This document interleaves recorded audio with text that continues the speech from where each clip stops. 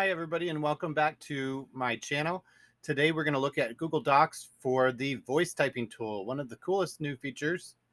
Not exactly new anymore, but new to many of you. So in order to access the voice typer, you will go to the Tools button and hit the voice typing. There's also Control-Shift-S. Control-Shift-S. If you can remember that one will pop open the voice typer, and it gives you this little microphone and actually activates right away and types whatever it is that you're saying.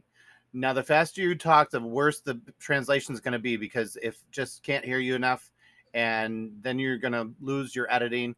So I suggest talking very slowly and methodically so that Google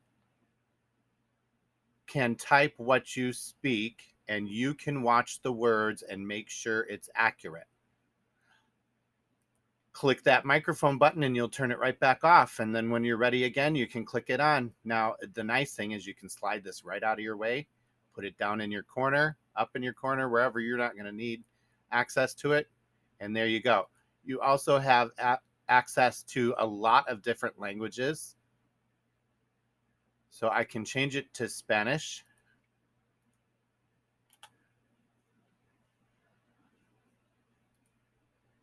Hola, hoy es miércoles. ¿Cómo está usted?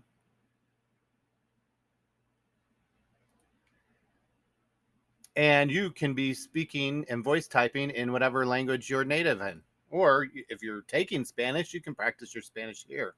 And you can see how to spell things, and it really helps you learn another language. All right, that's it. Voice typing tool is very cool to use, and I love it. And so will you.